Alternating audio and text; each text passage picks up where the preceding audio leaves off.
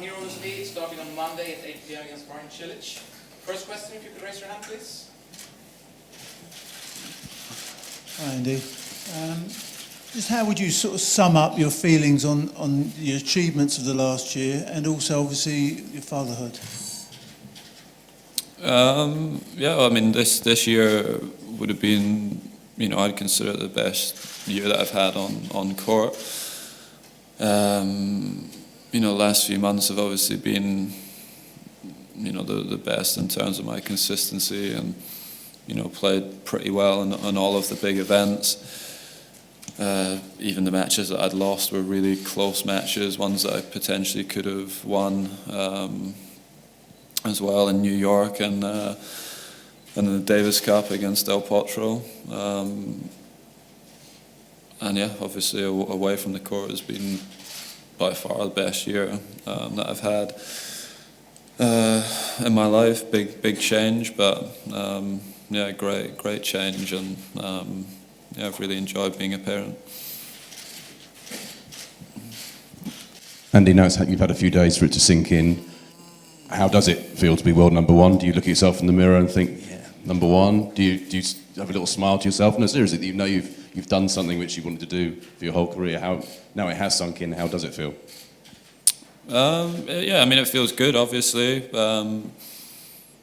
But yeah, I mean, I don't feel any different this week than I did the week before. Like when I get up in the morning and stuff, I think, maybe like when you step on the court, have, a little bit more confidence, feel a little bit better about yourself when you're actually hitting balls and, getting ready for the tournament. But it didn't feel much different when I woke up on Monday morning.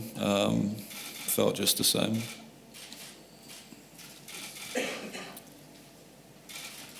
Andy, I know that you've been disappointed in the past not to be able to always play your best here. So have you done anything different in the build-up, or is there anything different that you can do to try and make sure that you do better here this time?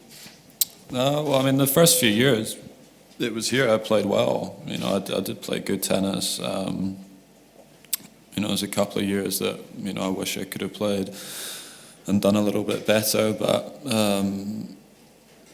like last year, it was kind of difficult for me to judge because I prepared for the tournament by practicing on clay, so it's not sort of the best way to prepare for an event like this.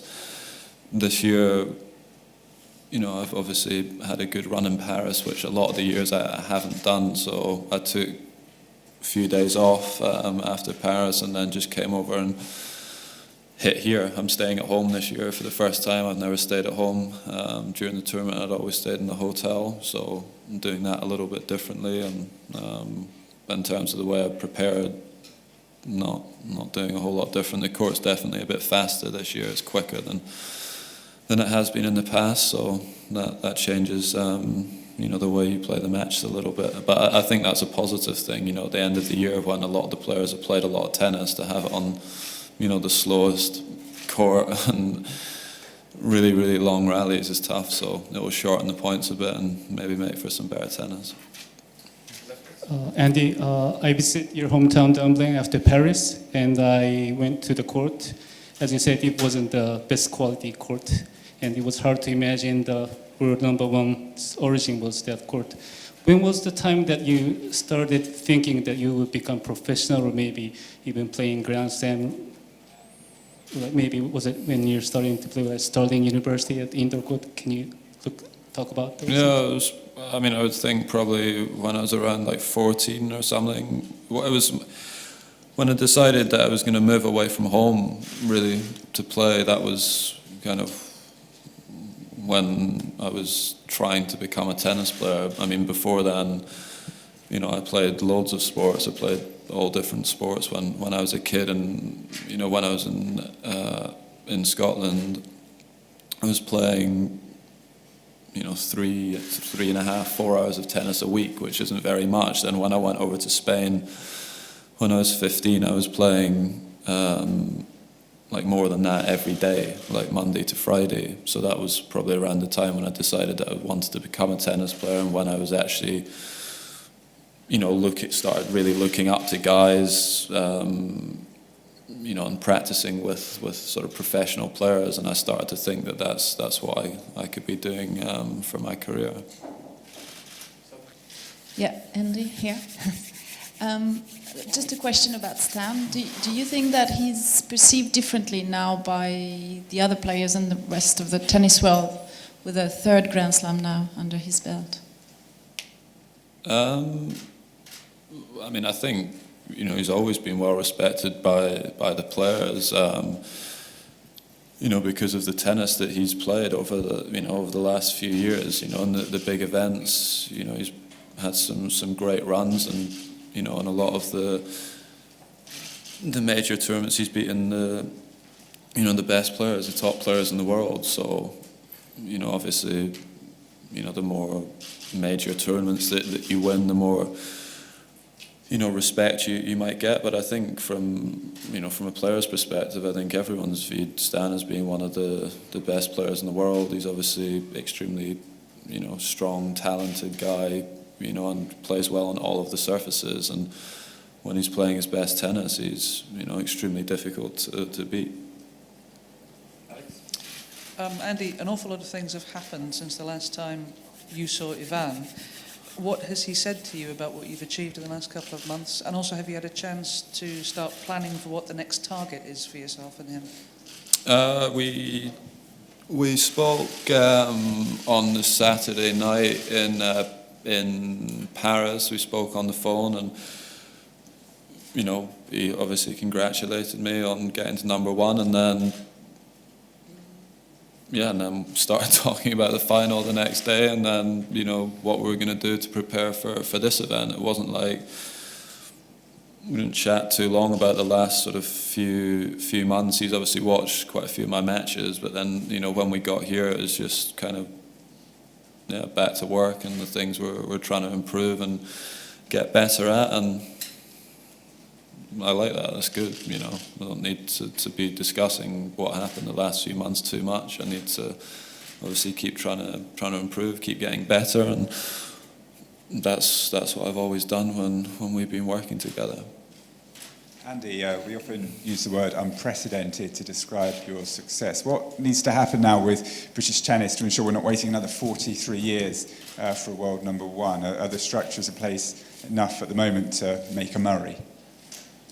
Well, first of all, I don't think you can create world #1s. It's a really, really hard thing to achieve. So even if you have the best plans and structures in place, you don't guarantee that you're going to get someone to win a Grand Slam or win or get to the #1 in the world. But obviously I think sort of having consistent leadership and a consistent, clear plan for longer than sort of 3-4 years at a time would certainly help. And I think since kind of I've been old enough to understand that that's kind of what's happened. There's always kind of new people come in after a few years and change from what's just been happening. So you never find out whether something's actually working or not, because it takes longer than a few years to change a system. So hopefully we can get some continuity. That would help. Andy, were you and the other top players consulted about the change in court speed for this year? No, I didn't speak to anyone about that. So the process of it was that they just told you it was going to be faster, and that was it? I wasn't told it was going to be faster. I just practiced here and on Thursday and realised that it was obviously quicker, and then I'd heard that they wanted to keep it similar to Paris, which I think is good. I'd heard that Basel was also quite fast, so I think from players' perspective, so long as there's consistency in the surfaces, I think that's a positive thing. And if it's a bit quicker, I think in Paris you saw some slightly different tennis, I believe, than what you do at a lot of the other tournaments, and that's really because the surface allowed it. So if the court's a little bit quicker, I might see guys up at the net a little bit more, see some shorter points, quicker matches, and I think that's good.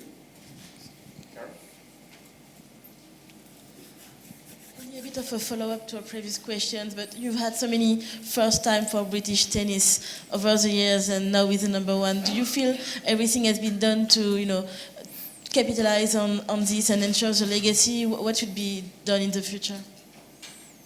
Yeah, I mean, it's kind of difficult.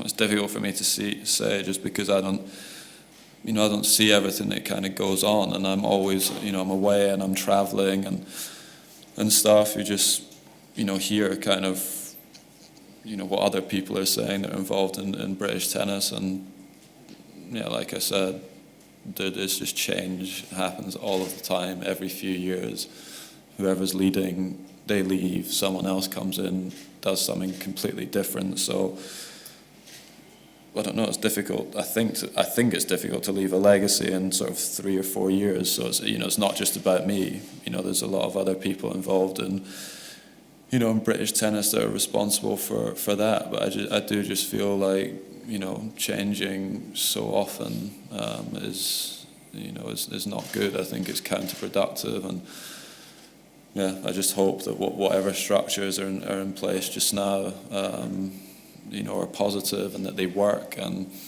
when I'm done playing, that my brother's finished playing, and yeah, I hope that it's good and that it's positive and that British tennis is in a better place than when we left it, or when we started, really. And I don't know if that's the case just now. Last 2 questions, please. Yeah, Andy, are you going to go to Wembley tonight to witness a famous Scottish victory? No, I'm not going. And my brother's going. My dad and his Jamie's coach, but I'm not going. I'm going home, be with my family tonight. Andy, over here. Couple of things. Does being number one bring its own sort of unique pressure? And do you think Novak will actually be, like a kind of a wounded animal in a way, and he'll come back even stronger, trying to get it back off you? Like I said, I don't really feel any different coming to the tournament this year than any of the other years that I played, except that maybe a bit better prepared this year than maybe the last couple of seasons. But yeah, I mean, like I've said, kind of these whole last few months, that I expect Novak is going to start playing his best tennis again. Obviously, the last couple of months, he hasn't. But before then, he'd been playing great for I don't know, however many months.